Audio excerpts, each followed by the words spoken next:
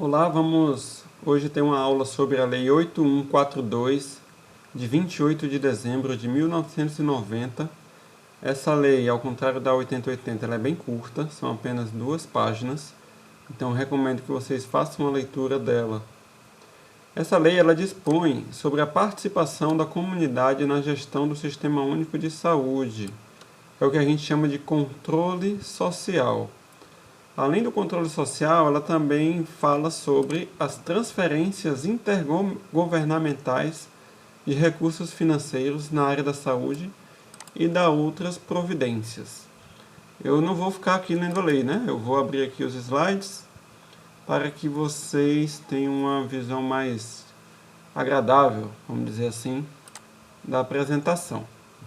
Então, as leis orgânicas da saúde, nós já vimos a primeira, que foi a Lei 8080, de 1990 também. E hoje nós vamos falar da Lei 8142, a memorização isso aqui, tá? Essa lei é obrigatória saber todo profissional de saúde e estudante. Dispõe sobre a participação da comunidade na gestão do SUS e sobre as transferências intergovernamentais de recursos financeiros e da saúde. A Lei 8142 ela institucionalizou o controle social. Muitas pessoas não entendem bem o que é um controle social. Acha que é ter o controle da sociedade, ou acha que é controlar a população. Eu já ouvi esses tipos de definição de alunos. Mas o controle social simplesmente quer dizer que a comunidade no geral, a população, os cidadãos, eles têm o direito de participarem da gestão do sistema de saúde brasileiro. Então a participação popular, ela passou a ser regulamentada por leis, por instituições, por regimentos e por normas explicitadas. E como? Como que acontece o controle social? Como que a participação popular é possível no SUS? Tem 2 meios para isso: os conselhos de saúde e as conferências de saúde. Olha aqui, já tivemos aula sobre isso. Conselho de saúde e conferência de saúde. Vamos então recapitular. A participação social ela entra na decisão, no apontamento de problemas, na eleição de prioridades, na definição do modelo a ser seguido e na avaliação do sistema. Toda a população nacional ela pode participar das conferências, dos conselhos locais, emitirem propostas, sugestões, críticas, e muitas dessas críticas, propostas e sugestões, elas aparecem no final, no relatório das conferências de saúde.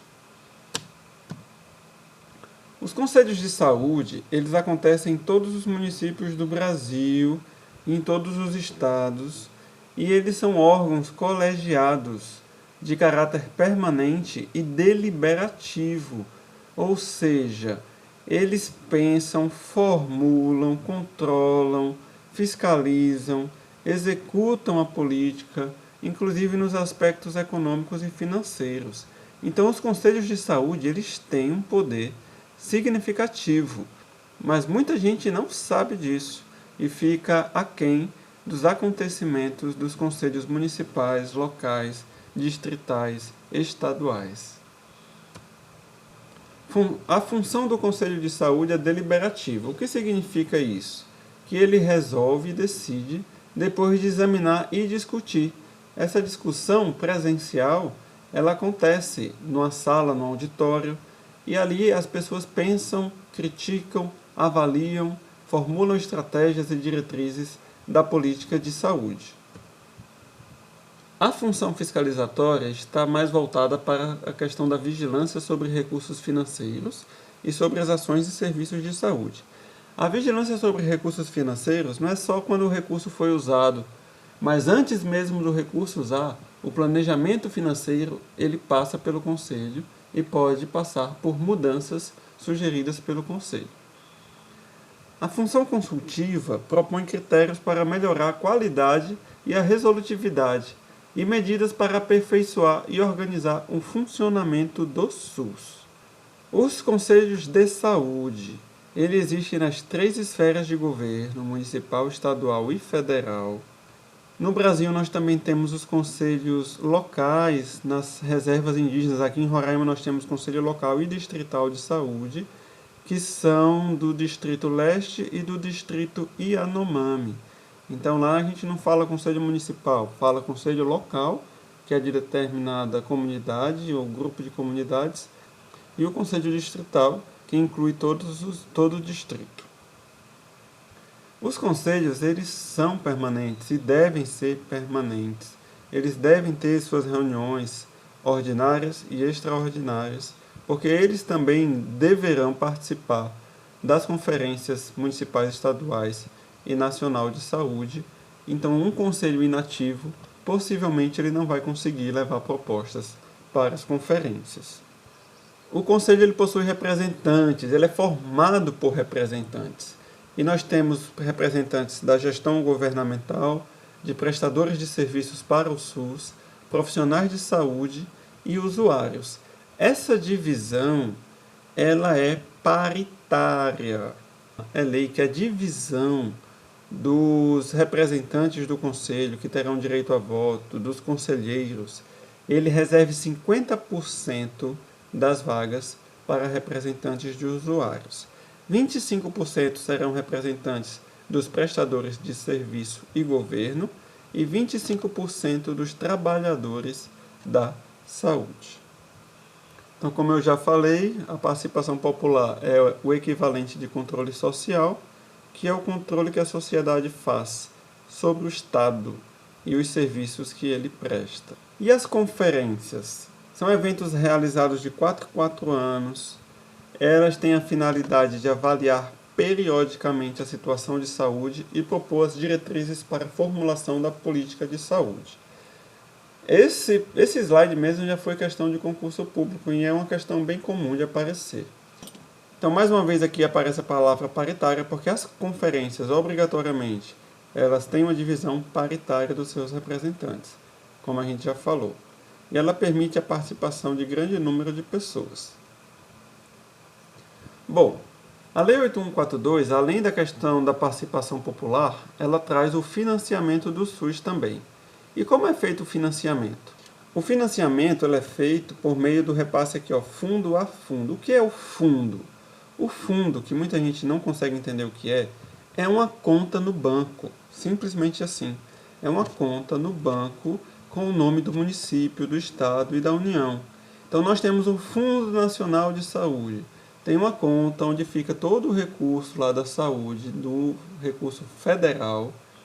E quando a União vai passar um recurso para o município de Boa Vista, por exemplo, sai o recurso desse Fundo Nacional e é feita uma transferência para o Fundo Municipal, bem como para o estadual, bem como do estadual para o municipal também. Simples assim, gente, não é complicado, tá bom? Os fundos de saúde são contas únicas, que recebem as verbas a serem destinadas à saúde. Sem a existência deles, não há repasse. Então, é do Fundo Nacional de Saúde que sai o dinheiro para município, estado e algumas instituições. Essa movimentação de cada fundo de saúde ela é fiscalizada pelo Conselho. Então, o gestor tem a obrigação trimestralmente de prestar contas da aplicação de todo o recurso recebido ao Conselho de Saúde, sob pena de corte de repasse. O financiamento do SUS, ele vem da onde? Como a gente já falou, da Seguridade Social. Todo recurso que entra no Fundo Nacional de Saúde, que veio da Seguridade Social, parte dele é repassada para os fundos municipais e para os fundos estaduais. Eu falo os fundos porque são vários estados, mas cada estado tem um fundo de saúde. E o estado também pode repassar recurso para o município. Só quem não repassa aí nesse caso é município. O município só recebe. E o que é necessário para que o município ou o estado receba recurso por meio do fundo de saúde? Ele tem que ter o seu próprio fundo, ele tem que ter o seu conselho de saúde, ele tem que ter o plano de saúde, lembra que eu já falei sobre isso, é o planejamento, é um documento, é um instrumento de gestão formal que ele tem e ele faz todo o seu planejamento da saúde e coloca nesse plano. Esse plano é apresentado ao Conselho de Saúde e ele deve ser aprovado pelo Conselho de Saúde.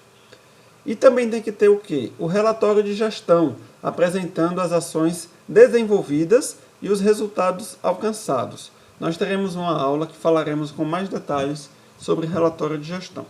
Além do mais, o Estado e o município ele tem que ter recursos para uma contrapartida.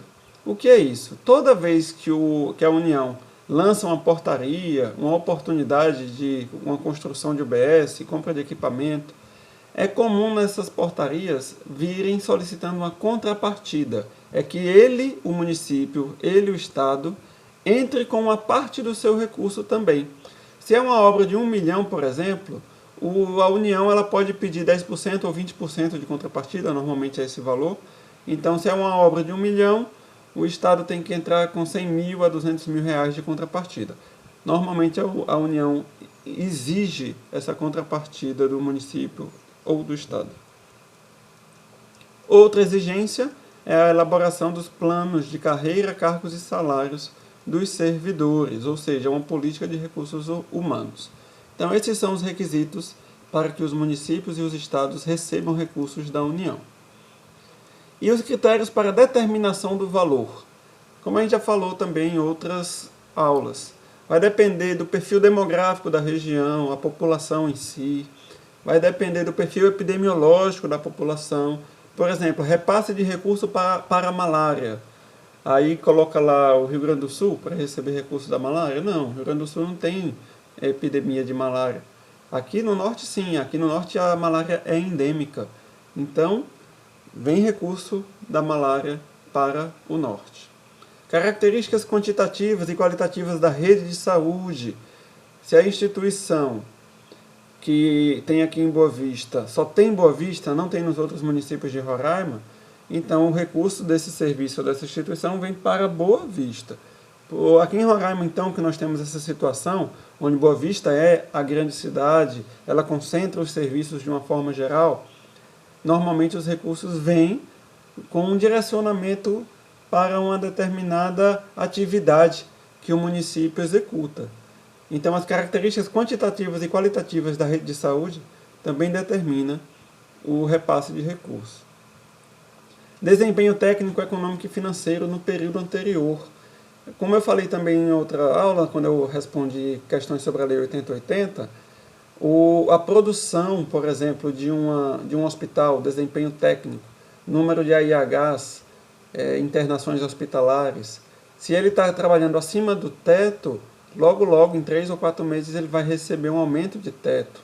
Então, tem fatores também de desempenho, fatores econômicos, que vão definir repasse de recursos para o município ou estado. Níveis de participação do setor da saúde nos orçamentos estaduais e municipais. Previsão do plano quinquenal, já falamos sobre isso também nas respostas da Lei 8080. Ressarcimento do atendimento a serviços prestados para outras esferas de governo. Se o município tem um servidor, por exemplo, e ele é cedido para o Estado porque precisa de um médico com especialidade tal que o município tem e o Estado não tem, e o município paga esse salário, o município pode requerer o ressarcimento do valor pago por esse salário porque o médico não está trabalhando para o município, mas para o Estado. Esse seria um exemplo.